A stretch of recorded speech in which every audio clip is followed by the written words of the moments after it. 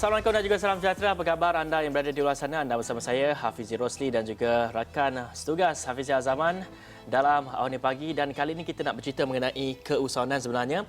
Dan ketika mana seluruh dunia berdepan dengan krisis kesihatan, pandemik COVID-19 dan juga krisis ekonomi ketika ini, sudah semestinya menyaksikan banyak perniagaan yang lumpuh. Tidak dapat menjalankan operasi seperti biasa, mana tidaknya ketika perintah duduk di rumah, boleh saya katakan di seluruh dunia sejak daripada Mac lalu, memberi kesan kepada perniagaan terutama perniagaan kecil dan sederhana PKS mahupun usahawan mikro untuk terus memastikan pengoperasian perniagaan seperti biasa. Dan secara berfasa ketika ini, kerajaan telah pun melonggarkan sekatan dan ia memberi nafas lega kepada usahawan untuk bangkit semula, menjana pendapatan. Namun kita ingin mengetahui dari segi apakah peranan yang dimainkan kerajaan dapat memastikan perniagaan dan juga usahawan ini tidak gulung tikar, dan juga apakah insentif yang diberikan kepada usahawan ini untuk memastikan mereka berdaya saing, dan bagaimana bentuk model keusahawanan baru yang harus dipelopori oleh usahawan-usahawan ini susulan krisis kesihatan dan juga bagi mendepani krisis kewangan ini. Dan untuk itu bersama kami di studio adalah Ketua Pegawai Eksekutif Institut Keusahawanan Negara INSCAN Muhammad Firdaus Azharuddin, dan untuk membincangkan dan juga memperceritakan mengenai perkara ini. Dan untuk maklumat anda, INSCAN merupakan sebuah agensi di bawah naungan Kementerian Pembangunan Usahawan dan juga Koperasi MEDAK yang menawarkan inisiatif pembangunan kapasiti usahawan melalui program-program latihan dan juga bimbingan. Dan kita nak terus saja kepada Encik Firdaus. Encik Firdaus, kalau kita lihat INSCAN telah diberi mandat untuk membantu usahawan, khususnya usahawan wanita Melayu melalui bimbingan dan juga latihan dalam membantu usahawan yang terjejas dengan COVID-19. Boleh Encik Firdaus nyatakan bentuk bimbingan dan juga latihan yang ditawarkan itu? Pada permulaan perintah PKP ini berjalan, perkara yang pertama kami lakukan adalah kami memberikan satu sesi FB Live kepada usahawan. Sebab kami perhatikan seawal hari yang pertama, hari yang kedua PKP, everybody was down. Betul. Everybody was down, semua orang keliru, apa boleh buat, apa tak boleh buat, dan kedai semua tutup. Dan bila kita pada hari yang kedua tu, kita terus buat sesi FB Live di INSCAN. Kita lakukan sesi FB Live ni kerana kita nak usahawan-usahawan dekat luar tu tahu yang things are still happening. Orang still beroperasi. Dan juga pada ketika itu kita dapati ramai usahawan dia memang terus masuk dekat dalam shell, dia terus takut kan.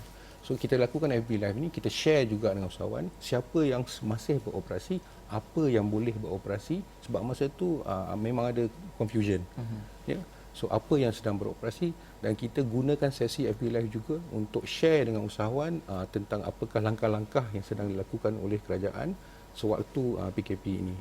Jadi sesi FB Live ni kita dapat sambutan yang sangat baik daripada usahawan-usahawan. The first FB Live yang kita buat, kita dapat hampir 25,000 view of the video. INSCAN seperti usahawan juga, hari pertama PKP kami pun, sebab kami biasa beroperasi secara fizikal, kita buat kelas, dia orang datang, kita ajar. Tapi bila datang PKP, kita dapati kita tak boleh buat macam tu. Jadi pihak pengurusan di INSCAN, kami cepat-cepat buat keputusan, kita go online juga. Kita suruh usahawan go online, so kita pun kena go online. Jadi kita transferkan semua latihan dan program bimbingan kita ke online basis. So kita ada 3 jenis program. Secara asasnya kita punya FB Live punya session, dan kita still continue sampai sekarang. Kedua, kita ada program latihan yang kita jalankan online. Dan yang ketiga, program bimbingan. Program bimbingan ini adalah program yang lebih menjurus kepada one-on-one coaching yang kita berikan. Tapi sekarang ni kita berikan secara online. Tak perlu lagi coach kita pergi melawat ke semua tempat, lebih-lebih lagi pada peringkat awal PKP itu. Mungkin 3 metod yang Encik Firdaus katakan tadi itu merupakan metod dari segi pembelajaran, dan kita ingin mengetahui dari segi program-program yang ditawarkan kepada peserta-peserta ini. Program daripada A to Z untuk seorang menjadi usahawan, ataupun mereka yang turut serta dalam program ini adalah mereka yang sudah sedia adalah usahawan sendiri. Ya, kami di InScan kami percaya bahawa demografi ataupun seorang usahawan tu adalah sangat complicated. Ya. Dia sama juga seperti seorang rakyat Malaysia. Pecahan dia mungkin ada 77, 47 pecahan. Jadi amatlah salah kalau kita anggap usahawan tu sebagai satu golongan saja. Jadi secara mudahnya kita tengok usahawan ni, kita bermula daripada stage pertama di mana dia berminat nak jadi usahawan. Ya, ataupun usahawan yang part time basis, bekerja penuh tapi jadi usahawan. Itu satu golongan. Jadi pendekatannya berbeza. Golongan yang kedua adalah golongan permulaan. Ya, baru memulakan perniagaan. Biasanya mereka ni memulakan perniagaan 1 ke 2 tahun. Ya. Inilah tempoh yang kita panggil tempoh tenggelam timbul. Tenggelam ke atau timbul. So selalunya lepas 2 tahun ataupun 3 tahun dia akan mula steady state jika perniagaan dia steady, dan kita panggil usahawan ni usahawan yang kita nak bimbing secara scale up untuk mengembangkan bisnes dia. Jadi pendekatan kami bagi setiap peringkat usahawan ini sangat berbeza.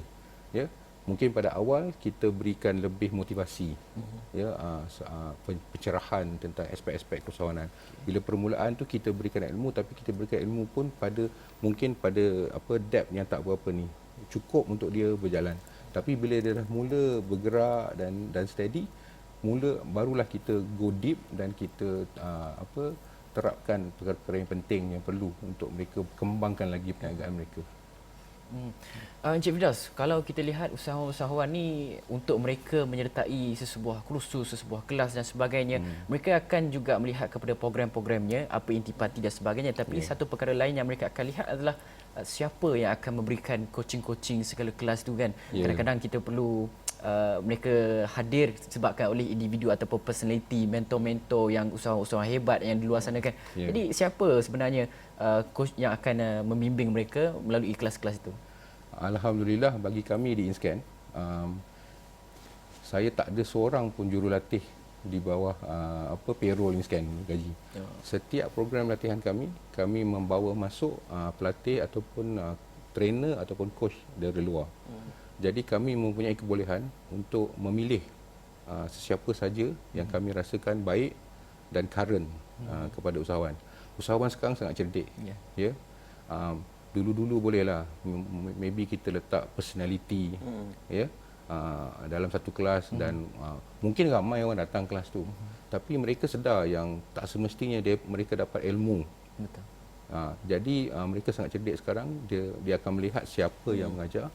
Dan agak penting juga untuk program-program kami letakkan testimoni daripada pelatih-pelatih yang sebelumnya. Cerita-cerita kejayaan lah. Kejayaan, actually kita interview peserta program, apakah perasaan dia, apakah pengalaman dia selepas dia melalui program ini. Kita post kat dalam social media supaya usahawan lain dapat tengok dan dapat faham. Okey, sebab cara terbaik untuk menjual adalah daripada komen pelanggan.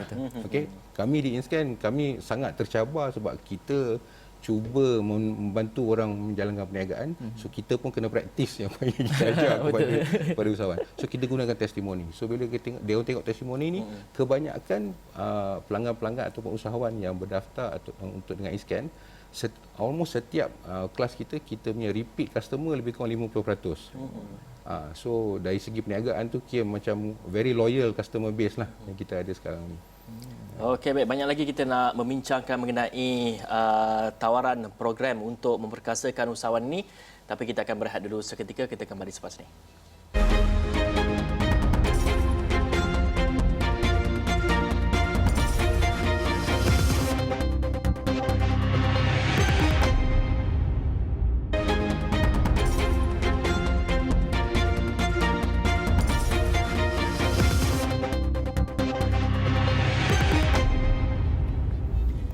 Kita masih lagi membincangkan mengenai inisiatif dan juga usaha-usaha untuk memperkasakan usahawan, dan di mana Institut Keusahawanan Negara berperanan yang penting sekali dalam melatih dan juga dalam memberikan program-program yang khusus kepada keusahawanan ini untuk memperkembangkan lagi keusahawanan mereka.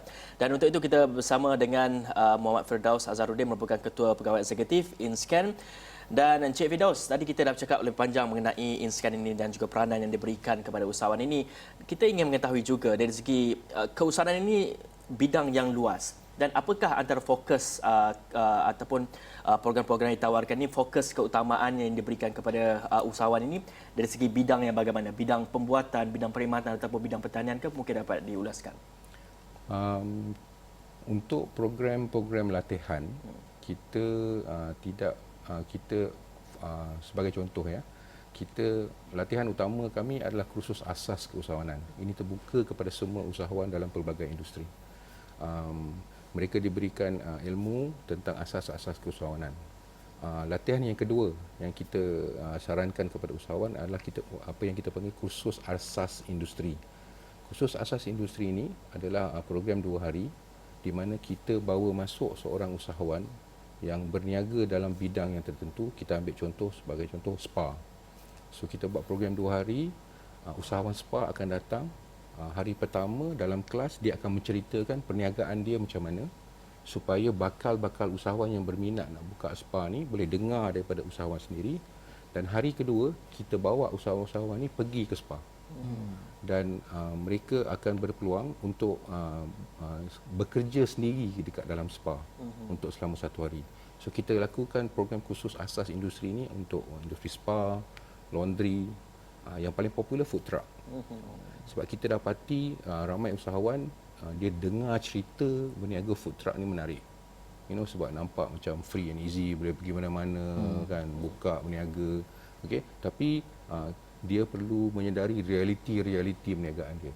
Jadi kita dapati dalam kursus asas industri ini kita dapat memberikan realiti yang tertentu kepada usahawan dan dia diberikan oleh usahawan dalam industri itu sendiri.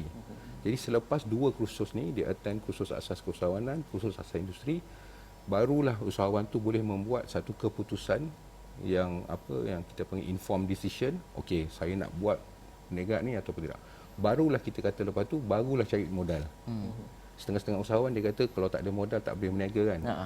Pada kami tak, cari ilmu dulu sedikit, fahamkan dulu apa yang perlu belajar, fahamkan dulu berapa modal yang perlu, baru lepas tu okey, dan saya cari modal dan saya tahu. Sebab kita dapati sebagai contoh, ramai usahawan food truck dia salah beli food truck. Kadang-kadang food truck yang dia beli tu food truck yang tak perlu pada spesifikasi yang dia nak jual. Kalau dia tak ada banyak sangat memasak, dia tak perlu beli full spec food truck, for example. So ini adalah pendedahan dan ilmu-ilmu yang kami rasa perlu dan kita berikan dia mengikut bidang-bidang yang kita lihat amat popular dengan usahawan-usahawan kita sekarang. Kita ada untuk program untuk workshop, program untuk barber shop, okey, dan juga program untuk postnatal care, ya, penjagaan ibu selepas bersalin. Encik Firdaus, berdasarkan dapatan dan juga kajian daripada Magic, mereka menyatakan bahawa lebih kurang dalam lebih daripada 50 ke 60% usahawan-usahawan PKS, mereka ini apabila berniaga, mereka sukar untuk bertahan dalam perniagaan itu dan jangka masa yang selalunya mereka boleh dikatakan banyak usahawan gulung tikar adalah tempohnya kurang daripada 5 tahun. Jadi bagaimana Cik Firdaus rasakan program-program yang ditawarkan ini mampu bukan sahaja ketika sesi untuk memulakan perniagaan itu, tetapi dalam masa yang sama juga memberi ketahanan model perniagaan yang bagus kepada usahawan-usahawan di luar sana itu untuk memastikan bahawa perniagaan mereka bukan hanya sekadar 5 tahun tetapi dapat bertahan selama-lamanya. Itu sebabnya kenapa kita sarankan kepada usahawan jangan terus terjun untuk berniaga, dapatkan sedikit ilmu dahulu. Kursus asas keusahawanan yang kita tawarkan, kursus asas industri itu hanyalah sedikit sahaja daripada persediaan mereka untuk memulakan perniagaan. Kita dapati kebanyakan usahawan dia memulakan perniagaan kadang-kadang dia mengikut apa orang lain buat, ya, daripada apa yang dia lihat. Dia tengok orang ni berniaga macam tu, dia kata, oh nampak macam untung, ya, so dia pun nak buat. Itu secara kasarnya kan? Secara kasar. Tapi dia sendiri tak tahu sebenarnya orang tu mungkin berniaga tak untung. Tapi takkan dia nak cerita kan, just pada sesiapa saja. Jadi kita sangat sarankan kepada usahawan dalam khusus asas kita ada ajar satu modul yang dipanggilkan business model canvas. Business model canvas ni ada 9 aspek perniagaan yang kita minta usahawan fikirkan dulu, okey, sebelum mereka menjalankan perniagaan. Now, 9 dari 10 perniagaan memang gagal. Daripada permulaan sehingga ke yang 5 tahun. Ini adalah nombor global. Jadi risiko dia memang sangat tinggi dalam memulakan perniagaan. Jadi jika anda tahu yang anda menceburi satu bidang di mana risikonya tinggi, jadi tahap persediaan anda haruslah sangat tinggi. Anda tak mau jadi antara 9 yang gagal tu. Anda nak jadi yang satu yang berjaya tu, yang boleh sustain selepas 5 tahun. Lagi satu perkara utama yang kita dapati adalah pengendalian keuangan. Itu adalah antara perkara yang terakhir usahawan nak tengok, sebab dia kata tak ada duit, apa yang nak kira, ya. Pengendalian keuangan bukan hanya tentang pengendalian wang yang masuk dekat cashier, dia berkenaan juga dengan pengendalian kos, pengiraan kos barangan. Kita dapati ada usahawan yang dah berniaga 5-6 tahun masih tak faham margin produk dia sendiri, ya. Margin produk sendiri bermakna bila dia jual pada harga ni sebenarnya berapa keuntungan bersih yang dia dapat, ya. So kalau anda tak boleh mengira keuntungan bersih, kan, macam mana anda buat diskaun? Saya pun takut bila saya memikirkan. Jadi ini adalah antara perkara-perkara asas. Tapi saya faham kebanyakan orang bila nak memulakan perniagaan semangatnya sangat berkobar-kobar, ya. Tak ada siapa yang boleh menghalang, ya, termasuk ahli keluarga, isteri, suami, kan. Semangat tu memang bagus dan kita amat galakkan. Cuma ambil masa sedikit saja. Ambil masa sedikit. Tak semestinya program di Inscan. Program di agensi lain pun ada. Ambil masa sedikit, tambah sedikit ilmu, fahamkan industri, ya. Fahamkan industri dan tolong jangan tiru saja apa yang orang lain buat, kerana apa kita dapati di Malaysia ni juga, kita dapati lambakan produk yang sama. Ya. Sekejap semua orang buat kopi. Betul. Ikut trend kan. Tudung jangan ceritalah. Itu memang ni kan. Okey. Tapi kita for example kita tengok tudung. Kenapa ni Lofa boleh berjaya jual tudung dalam satu pasaran yang sangat sangat complicated, sangat kompetitif. Okey. So dia boleh masuk dalam pasaran, dia memberikan satu kelainan, ya, kelainan. Dia faham warna-warna yang disukai oleh pelanggan yang dia target, ya. So dia gunakan jenama nama dia tu sendiri. Dia gunakan nama dia, ya. Hari ni malam ni dia keluar dekat Meletup, besok tudung tu habis, kan. Jadi ini adalah informed decisions, perkara-perkara yang memang dirancang daripada awal. So sebaiknya dalam perniagaan kalau boleh kita perlu membuat perancangan, ya. Saya faham dia naluri usahawan ni, dia memang go getter. Dia okey, jalan, nak bergerak, tak bergerak duit tak masuk, kan. Tapi ada kalanya, okey, kalau perlu, saya selalu nasihatkan pada orang, kalau perlu tutup kedai satu hari, duduk fikirkan dulu, okey, nak bawa ke mana, nak pergi ke mana, produk tu solid ke tak. Tapi kadang-kadang usahawan kita cepat sangat pergi ke pemasaran. Itu lagi satu perkara yang saya perhatikan. Dia cepat sangat pergi ke pemasaran. Sebab apa? Dia tengok semua orang jual dekat Shopee, Lazada, okey. Tapi mungkin produk tak kuat. Ya. Bila produk tak kuat, produk dah terjual, ya.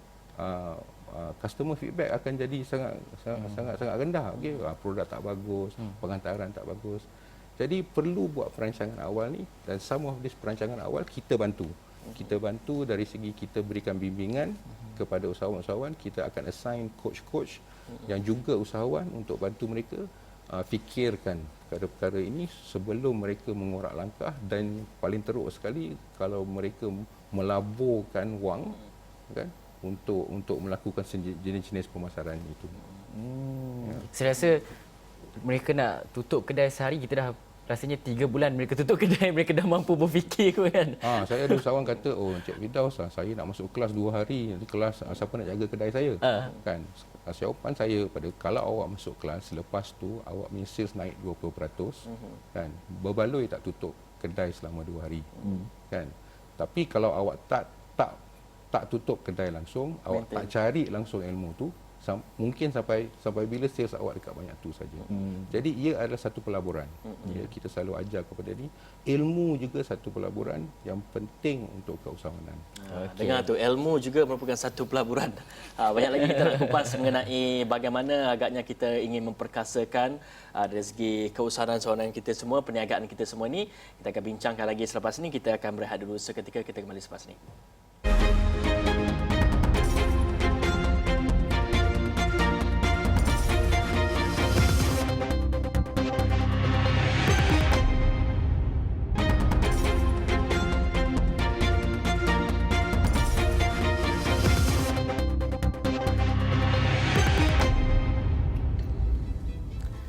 Masih lagi bincangkan mengenai InScan tawarkan program untuk memperkasakan usahawan, dan saya nak terus saja kepada Ketua Pegawai Eksekutifnya Encik Firdaus. Encik Firdaus, kalau kita nak lihat kepada model perniagaan sekarang ini, apabila krisis COVID-19 itu melanda, dia menyebabkan kita dapat mengenal pasti kelemahan-kelemahan yang ada pada model-model perniagaan tradisional yang kita seringkali laksanakan. Tapi apabila COVID-19 ini melanda, ia membuka ruang kepada kita untuk belajar sesuatu perkara yang baru, yang mana sektor pendigitalan. Malah kerajaan sendiri menggalakkan untuk digital itu dikembangkan melalui perniagaan-perniagaan. Jadi mungkin program-program yang ditawarkan ini, bagaimana usahawan-usahawan dapat mengambil ilmu di dalamnya dalam sektor meningkatkan, mengalihkan perniagaan mereka daripada tradisional perniagaan secara fizikal kepada pendigitalan itu. Dan untuk mereka memahami digital itu, pasarannya sangat-sangat meluas, persaingannya juga sangat-sangat meluas. Ya.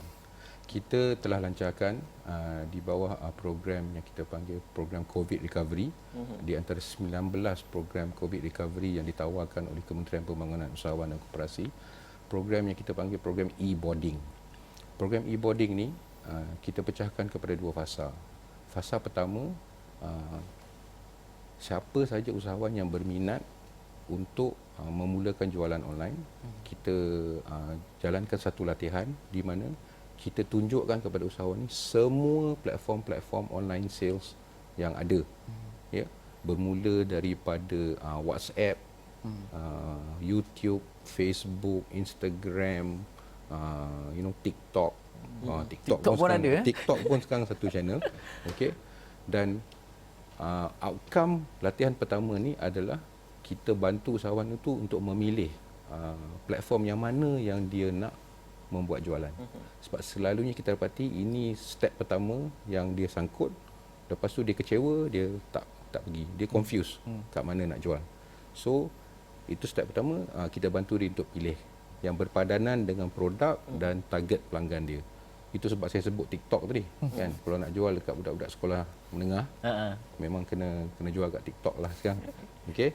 So langkah yang kedua, bila dia dah mula menjual di dalam platform yang dia pilih bersama dengan coach kami itu, kami akan padankan dengan seorang jurulatih ataupun coach yang juga seorang usahawan untuk bantu dia naikkan jualan dia dalam platform yang dia pilih tu.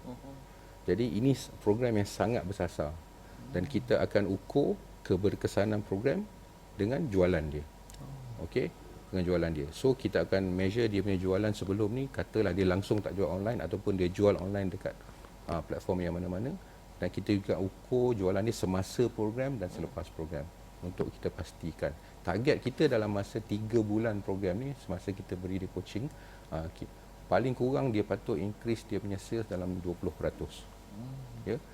Program ni kita telah jalankan, dah bermula pada bulan Julai ini, dan kita dah mulakan dengan satu kumpulan seramai 250 orang usahawan. Sasaran kita untuk tahun ini dan tahun depan adalah 1000 usahawan, tapi kita mulakan dulu dengan satu batch 250 usahawan dan kita bawa mereka melalui perjalanan ini.